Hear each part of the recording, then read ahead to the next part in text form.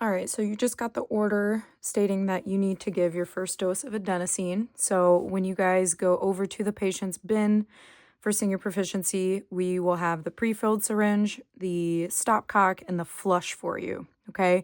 So circling back to adenosine really quick, it's really, really important that you push this as fast as possible because it has a very, very short half-life. And what that means is you have 6 seconds for the medication to go through the IV to the heart.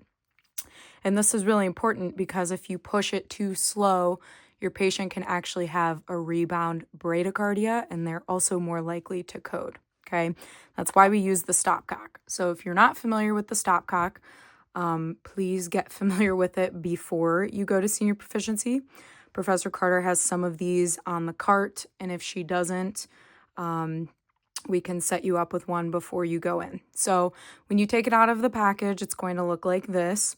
If you've never used one before, it's perfectly normal to be a little confused.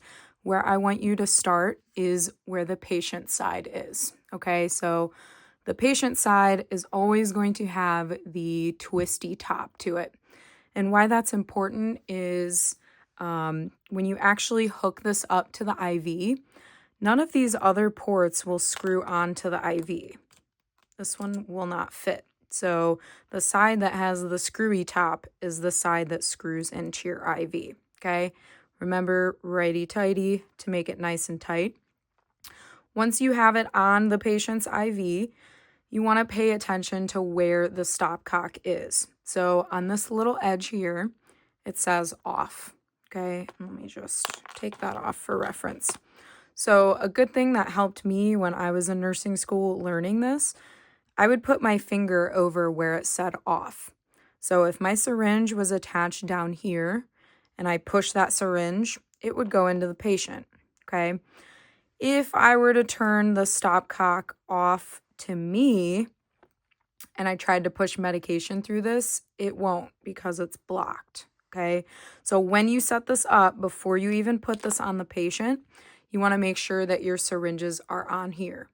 Once they're actually on there, you can take a second to kind of stare at it and make sure that you have it set up properly, okay? So your medication syringe, it doesn't matter which end it goes on, but most people typically attach it to the right, just like that. And then your flush will actually be drawn up for you in a 20 cc syringe. And typically people like to attach that to the bottom because it's a more direct route to the patient, okay? Once you have these plugged in together like this, you're gonna hold the syringe and go up to the patient, whichever instructor is actually controlling your patient. And we're gonna go through this slow real quick so you can see. So right now I'm set up like this. I'm off to my medication. I know that I have to push my medication first and then push my flush. So we expect you to already know that this line is good. So you might want to give this line a flush before you even attach this, okay?